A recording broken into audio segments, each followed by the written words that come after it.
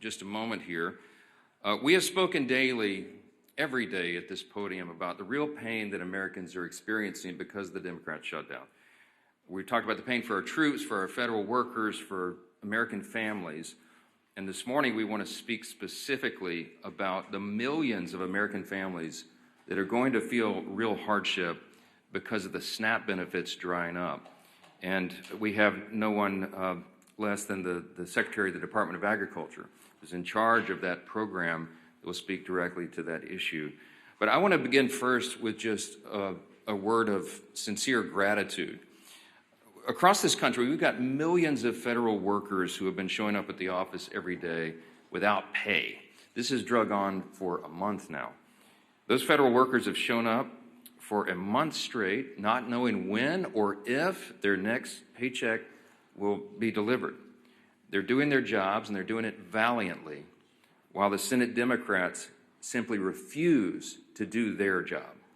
Their most simple and basic responsibility is to keep the government in operation so that we can keep the services flowing to the American people and keep the country moving. But they're not doing that. So we just want to say to these federal workers, like the hundreds of civilian employees who are also spread throughout the country, like the ones in my district, for example, at the Bain Jones Army Community Hospital down at Fort Polk, or a big Army base there. We just want to say thank you for your diligence, for doing your job, for your service to the country, even though Democrats are withholding your paycheck. They are shameless in doing so. Throughout this shutdown, President Trump and his administration have done everything in their power, as we relay to you here every day, example after example. They've done everything they can to mitigate and reduce the harm to the American people. He's gone out of his way to find creative solutions to ensure our service members don't miss a paycheck, for example, to ensure that the WIC program, that the nutrition assistance to women, infants, and children is still flowing. President Trump has proven beyond a shadow of a doubt that if there is any way to fund these programs that are drying up now, that he will do it. If there was any way to fund SNAP during the Democrat shutdown, you can be assured that your commander-in-chief would do it. But we are now reaching a breaking point. Thanks to Democrats voting no on government funding now 14 different times, SNAP benefits for millions of American families are drying up. It's about 1 in 8 people in this country who rely upon this to literally put food on their table. And the blame for this lies 100% with the senators sitting over there on the Democrat Party. They are the ones who have locked arms and decided over and over and over and over, 14 times now, to vote against these services being provided. And now I want you to think about that. You're going to have real people, real families. You're going to have children who will go hungry beginning this weekend when those resources dry up. They rely upon that, and yet the Democrats continue with their political games in Washington while people are sitting around the dinner table without the resources that they need. The administration has done all it can to keep this program afloat, but the limits have been reached here. And what are the Democrats doing today? Where are the Democrats? Are they in the Senate today? No, they're out campaigning. While critical SNAP benefits run dry, the Democrats have skipped town. They've abandoned their post in the Senate, and the reason that's so important and noteworthy for the American people is the Senate is the only place where this can end. The last hope of reopening the government before millions of Americans go hungry. They've abandoned their post. Democrats are now this is the incredible part, they're now trying to somehow blame Republicans for cutting off SNAP when Republicans, remember, are the ones who have voted 14 times for the SNAP benefits to flow. It's the Democrats who voted every single time to turn that off. The same Democrats who've been perfectly fine with defunding SNAP and WIC for over a month now are suddenly claiming to be outraged that Republicans and President Trump can't just wave some magic wand and fix the mess that they themselves have created. If they're suddenly waking up to the pain their reckless decision is causing, then there's one simple way to fix it. They can come back in here and vote to reopen the government. But we don't think they're going to do that. Now, this is what's interesting. The most recent development is that you've got many more people now calling on the Senate Democrats to do the right job. There's a handful of moderates still in the Democrat Party, and they are very upset about that. The tension is rising. You had Senator John Fetterman of Pennsylvania, for example, who just yesterday, I think it was, accused his own party of, quote, playing chicken with the food security of 42 million Americans. He's right. And you've seen now the avalanche of people and organizations and institutions calling on the Democrats to reopen the government and vote for the clean CR. You got labor unions. You got the largest airlines in America. You got independent voters. Working class Americans across the country, they are all pleading with the Democrats to do their job and stop using their hardships, the people's hardships, for the Democrats' political games in Washington. Yesterday, there was a lot said, written about an editorial that was in the Washington Post. I commend it to your reading if you haven't seen that. But it reads in part just one line out of that. I would like to stand up here and read you the whole thing. The Washington Post, as you know, is not generally on my side. They said, quote, Democrats openly acknowledge that they refuse to do this, reopen the government, because it would mean giving up their leverage. If they persist, it will mean families start to go hungry. Now, look, this isn't some novel idea. As you know, the Democrats have always traditionally said, breathlessly, given speeches passionately saying that you've got to keep the government funded. You should never shut it down. It would be so dangerous. And we've recounted this over and over. I mean, I literally could be here all day reading the Democrats' own past statements on the perils of shutting down the government, but I'm just going to highlight a couple this morning because they're relevant and timely. I'll begin with Senator Coons. He's the senior Democrat senator from Delaware. In 2013, he said this, quote, our democracy cannot function if the majority party threatens to shut down the government unless it gets its way, unquote. And that was Senator Coons in 2013. And what is he saying now? Earlier this week, he said, quote, frankly, this is our only moment of leverage. Quite a switch. Bernie Sanders has got a lot of airtime here lately, and back in 2018, Senator Bernie Sanders said this, quote, the truth is that shutting down the government is a serious and dangerous action that we must do everything possible to prevent. That was in 2018. You know what he said this month? Quote, if we reopen the government, we lose our leverage. Senator Sheldon Whitehouse in 2013. The shutdown was, quote, entirely unnecessary and has harmed our economy and our reputation in the world. But if we also can't forget, we must never again allow extremist hostage-taking to create this kind of disruption. That was 2013. Just days ago, the senator from Rhode Island said the opposite. It's the only lever we have, meaning the shutdown. What he means is that the pain of the American people is their political lever. I guess he's forgotten his cries of alarm over the extremist hostage-taking. And how about the House? And infamously now, we all know, the Democrat whip, Catherine Clark, the second highest-ranking Democrat in the House, said, quote, just last year, she said, they are taking a non-issue, a false flag, and saying this is the reason we can't proceed. It is a dangerous precedent to be threatening a shutdown. That's what she said in 2024. And what'd she say about a week ago? The opposite, quote, of course there will be families that are going to suffer here, but it's one of the few leverage times we have. Many House members have echoed the same hypocrisy, and I'm not going to waste our time with it this morning, but I do want to leave you with this quote from Chuck Schumer because he is the actual architect of the shutdown. He is the one that is preventing the Senate Democrats from doing the right thing. In March of this year, as you know, he voted on the same CR to avert a shutdown. And he said then, quote, in his speech on the Senate floor and in a bunch of interviews, this is what he said on the Senate floor, quote, the CR was certainly bad, but a shutdown would be 15 or 20 times worse. It was a vote of principle. And today, Chuck Schumer, entirely void of principle, by his own estimation, said, quote, every day gets better for his party. Tell that to the millions of American families facing a hunger crisis now as a direct result of his failed leadership and shenanigans. Those Democrats have all collectively voted 14 times over the last several weeks to reject the clean continuing resolution to fund the government, and they've made it abundantly clear they're going to continue to do that, to hold the American people hostage, so long as it serves their political interest, to look tough to the leftist radicals in their base. Republicans have done our part to end the government, the Democrat shutdown, and now it's time for Democrats to do theirs. The path forward is simple. Please, please, every American who is concerned about this, every American that is feeling the harm, you should call the Senate Democrats and tell them to stop the nonsense. Echo the voices of the unions, of the airlines, of hardworking people everywhere, and tell them to stop doing this and open the government. We have to do that. 42 million Americans are set to miss meals starting tomorrow, and this should be the easiest vote they've ever taken in their lives.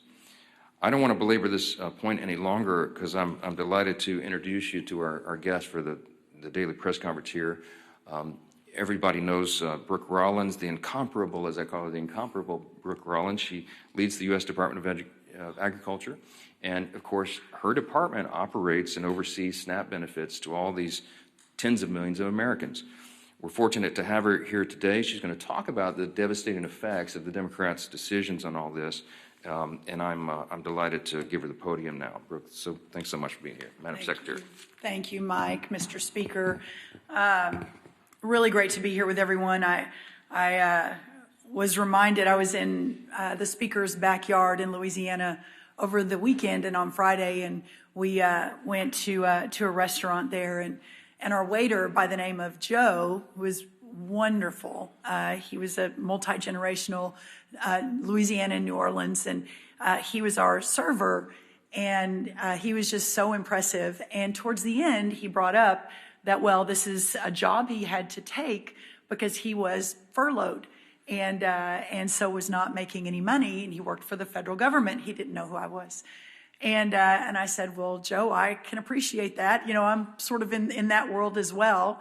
And I said, where do you work? And he said, well, I work for the U.S. Department of Agriculture in their New Orleans office as part of the financial team. And so it just really brought home for me, to echo what Mike said, just thanking so many thousands of federal workers who are showing up, who are still doing their job, who aren't getting paid, those that are now concerned about putting food on the table and making their mortgages and paying their rent, but to be out in the country, I was in Indiana yesterday, and understand the real sort of pain that's being felt.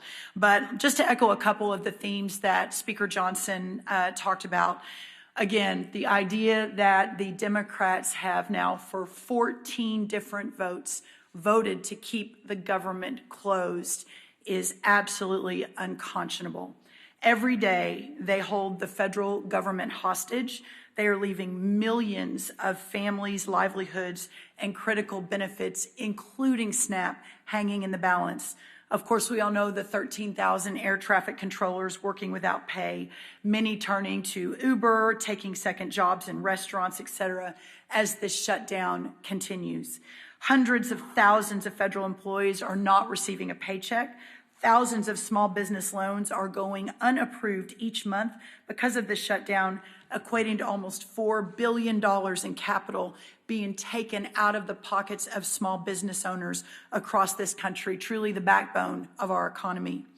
It is a fact that Democrats shut down the government over free health care for illegal aliens and their $1.5 trillion partisan wish list. Democrats need to stop playing politics with the livelihoods of hardworking Americans and open the government now by voting for the clean resolution. We are here today because SNAP benefits run dry tomorrow. So the truth has finally revealed itself, hasn't it? Democrat support for programs like SNAP is now reduced to cynical control over people's lives. This last month has shown that the party who constantly says it puts people over politics does the complete opposite. Millions of Americans, as of tomorrow, will no longer receive SNAP and potentially WIC or even a paycheck. Democrats have instigated a disgusting dereliction of duty unlike anything I have seen in all my years doing this work, all to favor illegal aliens and other radical far-left policies that benefit only a small, tiny sliver of their base. I am embarrassed for Chuck Schumer. He is going out of his way to please the likes of Zohran Mamdani, a man who is polarizing America with his socialist rhetoric and anti-American principles. The very essence of government responsibility is to the citizens who live and work here to protect their interests first, unless you are a Democrat in the United States Senate. Chuck Schumer and the Democrats are doing all this because they fear the socialists and the radicals to their left. Ironically, in leaving American families hungry and American children without food, they are giving a preview of what those socialists will do to every one of us if they ever take power. What you're really seeing here is the end of the Democrats as a responsible party of government, a party that ends governance, a party that ignores Americans, a party that cannot master the most basic principles and processes of government, is a party that cannot be trusted with the reins of power. It isn't oriented toward anything but the end of the system in which it exists. SNAP is arguably just the beginning. The logical and inevitable end to where this all goes is the Democrats and the whole superstructure of constitutional government. President Trump has made it clear, reopen the government, get government funding back on solid footing, restore the confidence of American families who count on programs like SNAP, and stop treating them and their well-being as pawns in a political game, according to the Democrats. Prioritize American citizens, prioritize American families, and prioritize American children. I would like to make a quick note and then want to obviously leave lots of time for questions.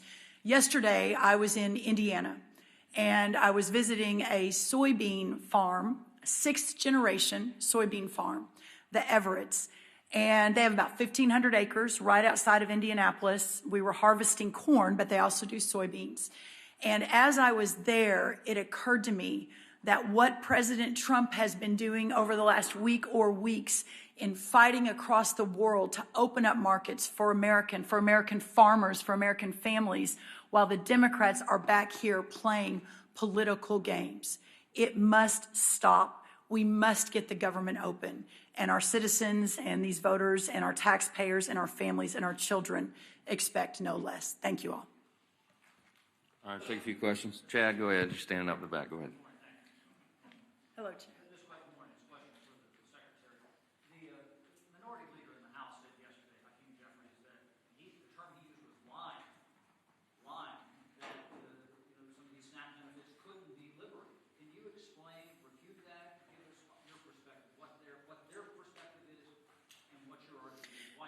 Yeah, and I appreciate the opportunity to explain that. So the fact that the Democrats are saying, but wait, USDA has money in their accounts, why it is really their fault, I've seen it over and over and over from some of their leaders, is absolute false, and it is a lie. We have been saying on October 10th, we sent messages out. On October 24th, we sent messages out.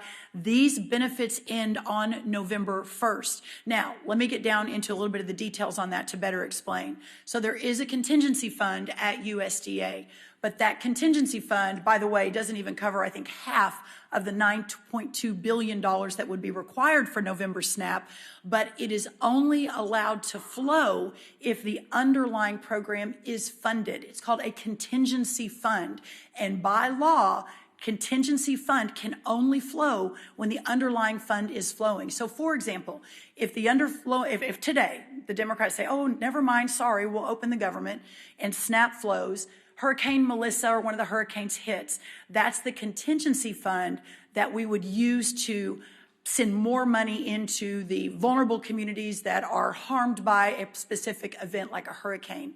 But it is a contingency fund that can only flow if the underlying appropriation is approved. And listen, even if it could flow, it doesn't even cover half of the month of November. So here we are again in 2 weeks having the exact same conversation. I would just add to that, the Democrats are lying about that, and I think they know that. Some of the ones who are out saying it are actually attorneys. They can read the black letter law themselves. They've even filed a lawsuit, you saw, to try to do it. Why? Because they wanted a talking point. They know that's a frivolous piece of litigation. They know they're going to lose, but they also know it'll take many weeks or months to have that ultimately determined by a court because of the way the justice system works. So they're using it as a talking point to try to claim. I believe they know for a fact that what they filed in the court is false. I mean, you know, they're lawmakers. They're supposed to know how the law works. And so the whole thing is just shameful, shameful. And they're using the people as pawns in this game. That underlying fund that the Secretary just addressed was unfunded by the Democrats themselves when they voted against the CR. The CR would have kept all this funded, and they chose not to do it. Not once, not twice, 13 times in the Senate, once in the House, 14 overall. Yes, sir. I'm sure you saw President Trump's truth last night, suggesting that it's time for Senate Republicans to blow up the filibuster in order to get the continuing resolution passed. I know in the past you've been reluctant to encourage your Senate colleagues to do that or not. Are you aligned with the president now that it's time for him to take this dramatic step to reopen the government? I haven't. The president's been very busy. He was in Asia doing all these trade agreements. I've been a little busy, as you know. We haven't spoken since he returned. I sent him a text earlier this morning. I saw that as well. What you're seeing is an expression of the president's anger at the situation. He is as angry as I am and the American people are about this madness. And he just desperately wants the government to be reopened so that all these resources can flow to the people who need it so much. Look, I'll just say this in general. As I've said many times about the filibuster, it's not my call. I don't have a say in this. It's a Senate chamber issue. We don't have that in the House, as you know. But the filibuster has traditionally been viewed as a very important safeguard. If the shoe is on the other foot, I don't think our team would like it. The Democrats, look, they've said what they would do. They would pack the Supreme Court. They would make Puerto Rico and D.C. states. They would ban firearms. They would do all sorts of things that would be very harmful for the country. And the safeguard in the Senate has always been the filibuster. But again, not my issue, not something I get to even weigh in on. My opinion on this is not relevant. It's the senators. But I think that it just is another expression of the frustration, of the pressure that is being felt, the anger by the president and by me and all of us that we're in this situation at all. Do your basic job. I'm going to say this again. We have put zero Republican policy priorities on the CR. It is Biden-level policies and spending.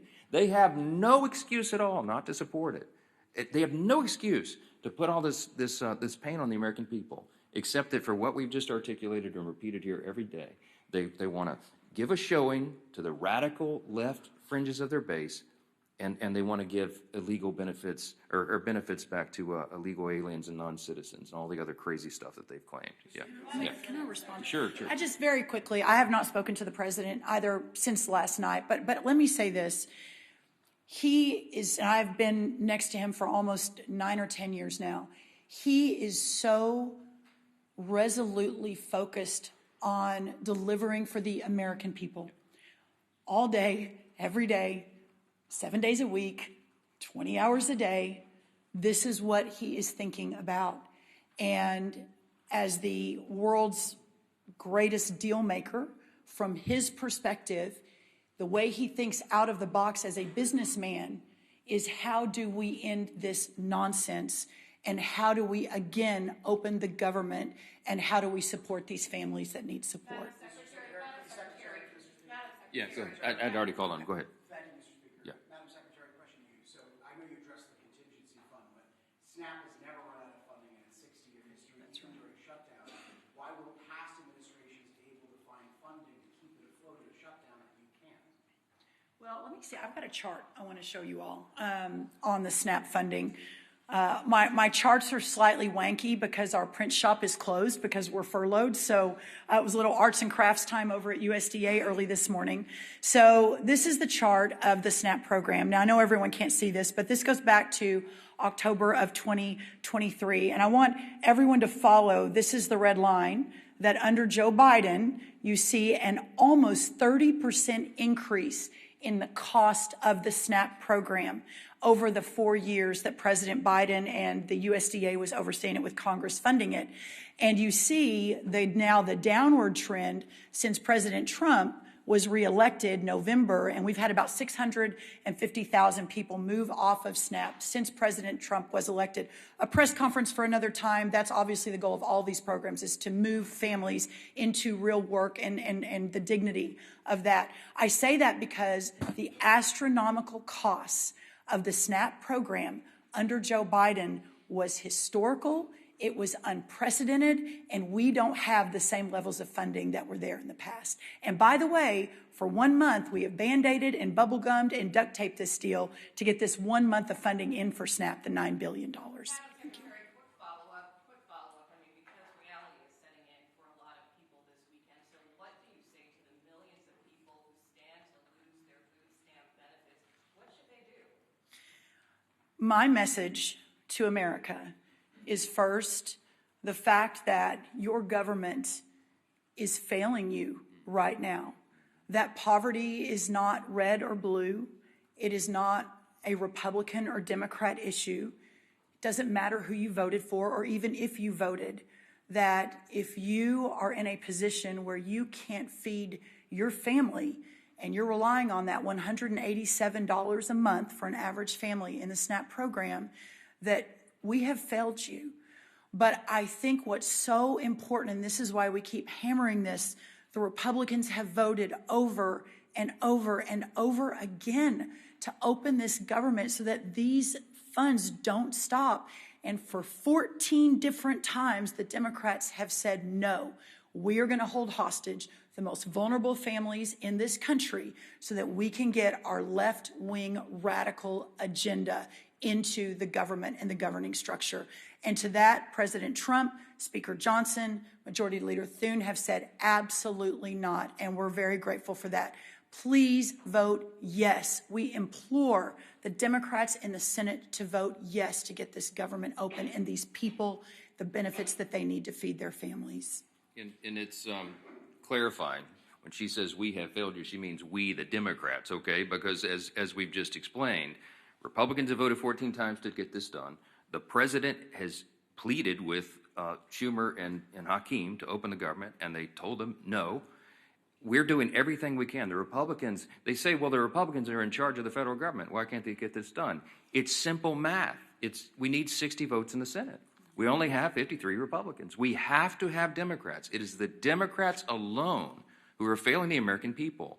And this administration, every cabinet secretary, it's not just Secretary Rollins, every cabinet secretary is bending over backwards to make sure that the American people are served and they get what they need. But we are not magicians. We cannot wave a magic wand. The funds have run out because the Democrats are playing games. And that's why we've been here every day this month pleading with them to do the right thing. And they do not care. They have shown how callous they are. They do not care that people are suffering. And that's who's failed them. It's not the government overall. It's the Democrats who are holding up the government for working for the people. It's a very important thing. Jake, go ahead. You undoubtedly you've seen some of the modest progress in the Senate. At least people are talking about spending, 26 spending. Number one, I want to get your sense for where things are, your reaction to that. And would you bring the House back if they got some sort of agreement on a number of spending bills? Yeah, look, the whole point of this is a very important reminder. The reason we're in this mess is because they voted against the clean CR. What was the point of the CR? The CR was merely to buy us 7 additional weeks to finish the funding of the government, the appropriations process. We were working on that in bipartisan fashion and bicameral fashion. As you know, we had a conference committee set to go on 3 appropriations bills that had passed out of the House. They didn't match the Senate exactly. They were going to work through that. That's the process. And our appropriators, the members of Congress who work on all this funding every day, are raring to go. In both parties, in both chambers, they want to get back to that work, and that is the whole point. Chuck Schumer and the leadership are holding that process up. So am I optimistic that we can get back to that? Yes, but we can't do any of it until they take the simple step to vote on that additional time. It's just a stopgap funding measure to make all these services and funding flow to the people so that we can finish that work. They're holding it up. So I'm heartened, Jake, that we have members on both sides. I had a meeting with the chairman of our Appropriations Committee in my office yesterday afternoon. Tom Cole came in. We were talking about the latest and what those appropriators are doing, the things they're working on. I meet with Leader Thune about it almost daily on the subject. We are ready. The next packages of funding bills are being prepared. And yes, we want to pass that off the House as soon as possible. We want to get all 12 appropriations bills done because we're returning to regular order.